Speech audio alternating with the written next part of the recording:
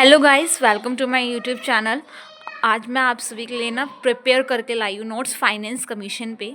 और ये notes believe me बहुत ही हेल्पफुल रहेंगे आपके लिए। आपको जो भी नोट्स बनाने हैं, चाहे कोई एमए में है, बीए में है, या फिर अपनी यूजीसी नेट की तैयारी कर रहे हो, या यूपीएससी के लिए भी इवन ये यूज़फुल रहेंगे। मैंने बहुत मेहनत से ये नोट्स बनाए हैं।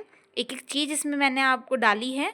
आप एक बार पढ़ेंगे तो आपको अच्छा भी लगेगा और आपके लिए यूज़फुल भी रहेगा। मैंने 6 पेजेस के ये नोट्स तैयार किए हैं एंड बिलीव मी, आप एक बार देखिए और आपको अच्छा लगेगा। Now let's start. Finance commission, सबसे पहले मैंने यहाँ पे डिस्क्राइब किया है कि फाइनेंस कमीशन क्या होता है। फिर उसकी हिस्ट्री मैंने डिस्क्राइब की है। उसके बाद मैंने किया कि what FC do means what finance commission do. Now let's begin. उसके बाद नेक्स्ट पेज पे मैंने यहाँ पे 15th फाइनेंस कमीशन, अभी 16 आ गया है वैसे, बट अभी 16 स्टार्ट नहीं हुआ है ना। तो अभी 15th फाइनेंस कमीशन के मैंने चेयरमैन पर्सन्स और उनका जो टेन्योर रहा, जो पीरियड रहा, वो सब यहाँ पे डाला है। ये भी बहुत हेल्पफुल है और ये यूज़ करना है, ये पेपर में आती हैं। नेट का पेपर हो या कोई कॉम्पिटिटिव एग्ज़ाम हो तो उसमें इसमें से क्वेश्चंस पूछ लिए जाते हैं। ज़्यादा कुछ नहीं पूछते। 15th कमीशन है तो 14 में से थोड़ा बहुत पूछ लेंगे और वरना आपको ये सब पूछ लेंगे। उसके बाद मैंने इसमें 15th कमीशन स्टार्ट किया। 15th कमीशन में मैंने सब कुछ डाला है, उसकी रिकमेंडेशंस डाली हैं। और ये जब हम 15th की बात कर रहे होते हैं ना, तो हमें थोड़ा बहुत ना 14th के डालना होता है। अगर 16th कमीशन आता है तो उसमें हमें 16 का तो डालना है, लेकिन 15 का भी थोड़ा डालना होगा। तो इसीलिए मैंने इसमें 15th का भी डाला है और 14 का भी डाला है। उसके बाद मैंने यहाँ पे पॉपुलेशन, इसके एक एक पैरामीटर को यहाँ पे डिस्क्राइब किया है, जो पैरामीटर उसमें यूज़ किए गए हैं। उसके बाद 5 स्टेट्स बताई हैं जिनके पास मैक्सिमम शेयर रहा फाइनेंस कमीशन के तहत और लीस्ट शेयर रहा। और फिर उसके बाद मैंने ये वही जो फाइनेंस कमीशन में है वही डाला है। उसकी थोड़ी बहुत रिपोर्ट्स डाल दी हैं यहाँ पे, जो भी मेन रिपोर्ट्स मुझे लगी। उसके बाद यहाँ पे क्वालिफ़िकेशंस बताना है, ये प्रॉपर है। इसको चाहे आप इंट्रोडक्शन में भी डाल सकते हो और बीच में भी डाल सकते हो। क्वालिफ़िकेशन सबके लिए सेम रहती है कि एक चेयरपर्सन होता है और एक 4 अदर मेंबर्स होते हैं। फिर मैंने 16 फाइनेंस कमीशन के बारे में थोड़ा सा बता दिया, नॉट इन डिटेल। चलो तो स्टार्ट कर। तो पहले तो आपको यही डिस्क्राइब करना होगा कि 15 फाइनेंस कमीशन बेसिकली होता क्या है। Finance commission is a constitutional body that determines the method and formula for distributing the tax proceeds between centre and state.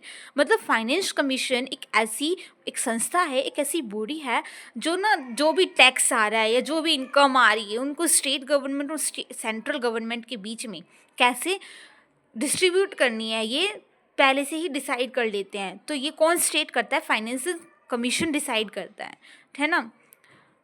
Among the states as per constitutional arrangement and present requirements, जो भी उसकी requirement हैं और जो भी constitutional arrangements की है उसके अकॉर्डिंग ये डिस्ट्रीब्यूट करता है।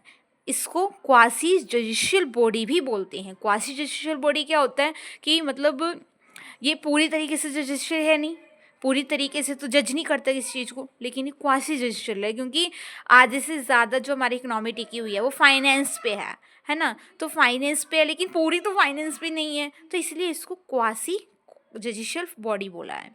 Under article 280 of the constitutional, the President India is required to constitute a finance commission at an interval of 5 years or earlier. It is normally constituted 2 years before the period. इसमें मैंने बोला है कि 280 article है। इसमें क्या होता है, जो इंडिया के प्रेसिडेंट हैं वो फाइनेंस कमीशन को कॉन्स्टिट्यूट करते हैं हर 5 साल, और ज़रूरत पड़ती है तो थोड़ा एक्सटेंड भी कर देते हैं और ज़रूरत पड़ती है तो थोड़ा पहले भी। नॉर्मली जो अगर पीरियड है उससे 2 साल पहले इसको कॉन्स्टिट्यूट कर दिया जाता है। इन द सेंस जैसे अब हमारे 16 कमीशन है वो 2026 से 25 में आएगा, तो 2 साल पहले ही उसको कॉन्स्टिट्यूट किया गया। इन द सेंस जैसे 15 फाइनेंस कमीशन है, उसको जब लाया गया उससे 2 साल पहले ही उसको क्या किया गया, कॉन्स्टिट्यूट किया गया, लाया गया अपने बारे उसको उसमें रिकमेंडेशंस डाल दी। ओके फिर है what finance commission do. Finance commission क्या करता है। नाउ हमें एक छोटी सी समरी इसमें बतानी है कि व्हाट फाइनेंस कमीशन डू। तो बेसिकली ये क्या करता है, it recommends how to distribute tax revenues between union and the state. मतलब 2 गवर्नमेंट होती है, यूनियन होती है और स्टेट गवर्नमेंट होती है, तो उनके बीच में जो टैक्स रिवेन्यूज़ हैं वो कैसे डिस्ट्रीब्यूट करनी है वो ये रिकमेंड करता है। Also recommend how to allocate tax revenues among state. अब स्टेट भी बहुत सारी होती है तो उनमें कैसे रिवेन्यूज को एलोकेट करना है वो बताता है। Aim to reduce imbalances between taxation powers and expenditure responsibilities of this centre and state. अब ऐसा तो है नहीं ना कि सेंटर के पास एक्सपेंडिचर रिस्पॉन्सिबिलिटी ज़्यादा है तो उसके पास टैक्सेशन पावर कम होनी चाहिए या कम है, तो ये बैलेंस क्रिएट करता है और इम्बैलेंसेस जो है रिड्यूस करता है। Aim to equalise public services across the state, recommends financial transfer from the union to states. Next है उसके बाद 15th फाइनेंस कमीशन, इनकी हिस्ट्री बताइए। उसके बाद इंडिपेंडेंस इन 1940। हिस्ट्री में ना आपको यहाँ भी बताना है, इंट्रोडक्शन में देना है हिस्ट्री कि इसको 1951 में इस्टेब्लिश किया गया सेंटर स्टेट का रिलेशनशिप दिखाने के लिए। कौन लेके आया? डॉक्टर भीमराव अंबेडकर ने फाइनेंशियल कमीशन बनाया था 1951 में, जिससे कि गवर्नमेंट के बीच में जो फिस्कल इम्बैलेंसेस हैं उनको एड्रेस किया जा सके। ओके, उसके बाद ये है पूरे 16 फाइनेंशियल कमीशन है और उनका 10 ईयर पीरियड है। अब मैंने बताया था कि कॉन्स्टिट्यूट किया जाता है 2 साल पहले। सो एज सपोज जैसे 15 फाइनेंशियल कमीशन 2020 में आया था, 2020 में आया था, तो इसकी रिकमेंडेशंस 2018 में ही कर दी गई थी। 2018 में ही इसको प्रिपेयर करके प्रेजेंट किया गया था। नेक्स्ट है 15th फाइनेंशियल कमीशन। अब 15 financial commission president of India ने 2017 में लाया गया, वही 2 साल पहले, under the chairmanship of NK. Singh. कौन है इनके चेयरमैन? एन.के. सिंह है। इसकी रिकमेंडेशन का पीरियड कहाँ से कहाँ तक रहा? 2021 से 2026 तक रहा। It is required to submit 2 reports. देखो नॉर्मली जो फाइनेंशियल कमीशंस आए थे, फाइनेंस कमीशंस, उसमें एक रिपोर्ट देनी थी, तो इसमें मेन डिफरेंस है कि इसमें इन्होंने हमें 2 रिपोर्ट सबमिट करनी थी, 2 रिपोर्ट सबमिट करनी थी। अब इसकी रिकमेंडेशंस क्या रही, जो मेन पॉइंट हमारा आता है और हमें पेपर में डालना ही है, तो वो है 15th फाइनेंस कमीशन। अब यूजीसी नेट में भी ये पूछ लिया जाता है कि कौन से किसको कितना शेयर मिला या 14th से 15th में क्या डिफरेंस रहा, तो ये सब हमें डालना है।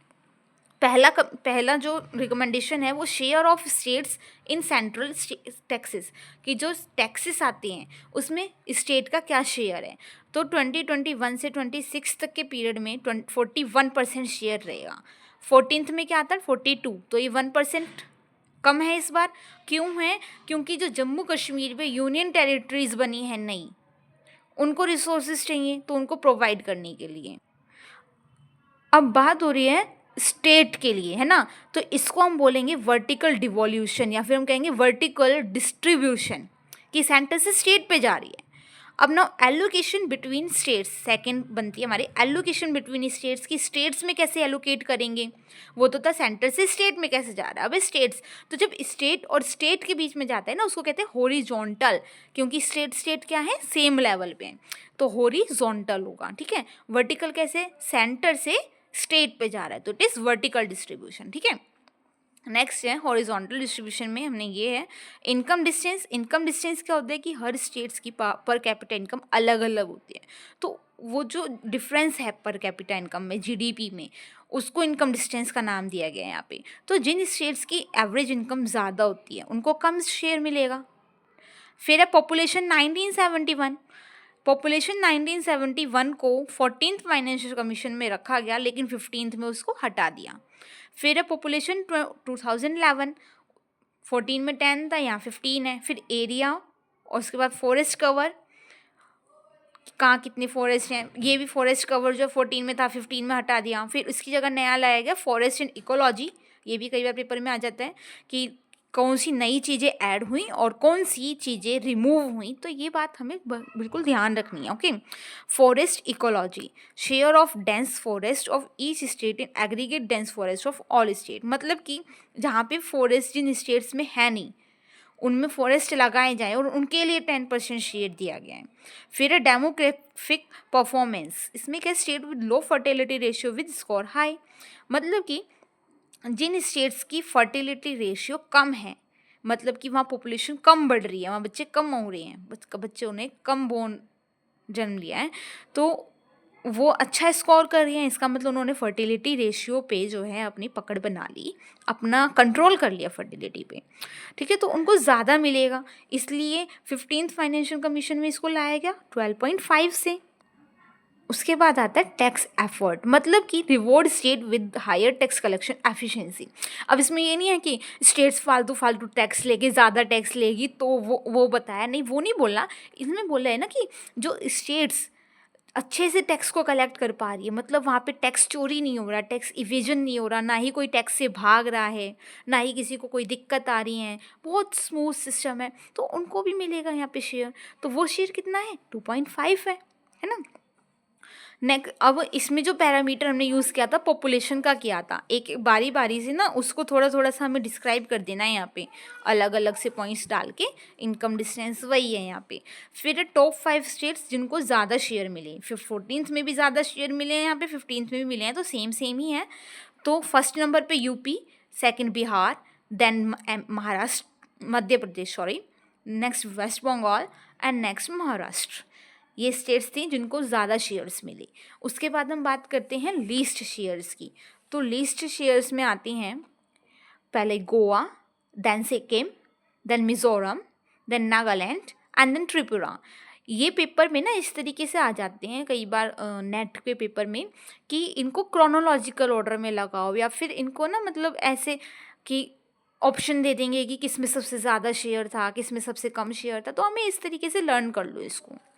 उसके बाद है the report titled finance commission in covid times. ये जो रिपोर्ट ये जो 15 फाइनेंशियल कमीशन आया था ये 2020 में था, and that was the covid time. So इसका टाइटल रखा गया finance commission in covid times, content 4 volumes. Volume 1 और 2 में रिपोर्ट्स जो थी वो रिपोर्ट्स थी वर्टिकल एंड हॉरिजॉन्टल डिवोल्यूशन के बारे में, ग्रांट्स टू लोकल बॉडीज़ के बारे में, डिसास्टर मैनेजमेंट के बारे में। एंड वॉल्यूम 3 एंड 4 जो था वो सब सेंट्रल एंड स्टेट गवर्नमेंट के लिए था। अब नाउ ग्रांट्स इन एड में क्या आता है, ये ना मैंने बहुत समरी में आपको लिखा है और बहुत शॉर्ट में है, अगर पेपर आते हैं तो आप बना के लिख सकते हैं। ओके, नेक्स्ट है रिवेन्यू डेफिसिट ग्रांट्स। ये भी इसमें से भी क्वेश्चंस आते हैं आपके कॉम्पिटिटिव एग्जाम में, चाहे HPSC का हो, असिस्टेंट प्रोफेसर का हो, किसी का भी हो, और आपके जो सिलेबस में है, चाहे MA इकोनॉमिक्स के बच्चे हो, BA ऑनर्स के बच्चे हो, उनके सिलेबस में भी है 15 फाइनेंस कमीशन, कहीं ना कहीं पढ़ ही लेते हैं, तो उसके लिए ये बहुत बेस्ट नोट्स हैं। एंड बिलीव मी आपको बहुत अच्छे नंबर मिलने वाले हैं। अगर आप एज इट इज़ भी इन नोट्स को उतार दोगे तो आपको बहुत ही अच्छा स्कोर मिलेगा। आप as it is in notes को अपने में लिख भी सकते हैं। Revenue deficit grants, revenue deficit grants 17 states को मिला, जो कि था 2.9 lakh crore. Grants to rural local bodies, फिर रूरल लोकल बॉडीज़ के लिए इसमें ग्रांट्स थे, उसमें विलेज पंचायत आती हैं जैसे, तो उनको दिया गया 2.4 लाख करोड़। फिर अर्बन लोकल बॉडीज़ भी होती हैं, जो होती हैं म्यूनिसपैलिटीज़, उनको भी दी गई 1.2 लाख करोड़ की। फिर हेल्थ ग्रांट्स थे 70,051 करोड़। फिर डिसास्टर मैनेजमेंट के लिए ग्रांट्स रखे गए 1.6 लाख करोड़।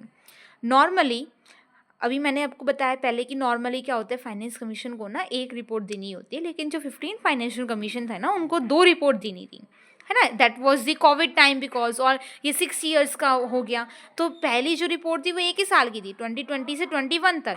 फिर दूसरी रिपोर्ट जो फाइनल रिपोर्ट थी वो थी पूरे 5 टेन्योर की, 5 ईयर्स टेन्योर की, दैट वॉज 2021 to 2026।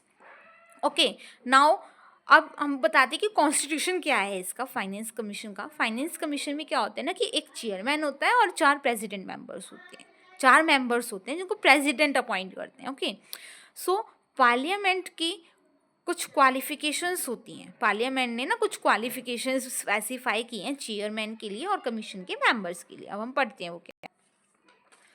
फिर यहाँ पे मैंने क्वालिफिकेशंस बताई हैं, जिसमें मैंने बोला चेयरमैन और 4 मेंबर होते हैं। तो चेयरमैन क्या होना चाहिए, चेयरमैन को ना, चेयरमैन वो पर्सन होना चाहिए जिसको पब्लिक अफेयर्स में इंटरेस्ट भी हो, एक्सपीरियंस भी हो, उसे पता हो पब्लिक के बारे में, पब्लिक अफेयर्स के बारे में।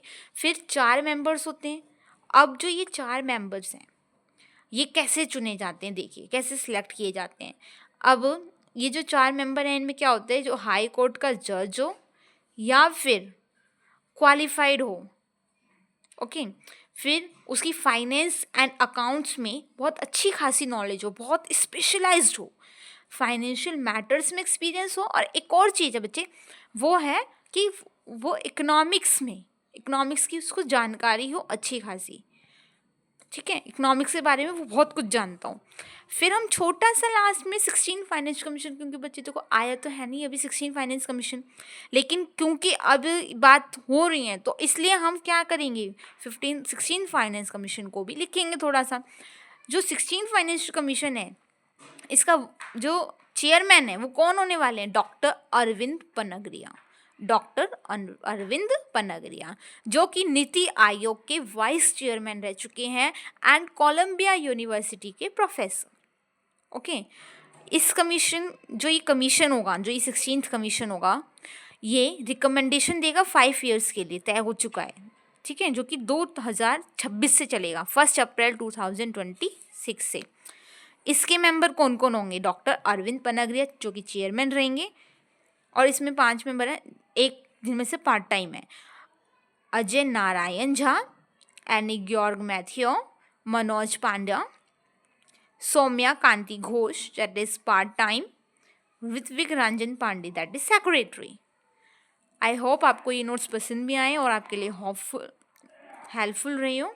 Thank you so much.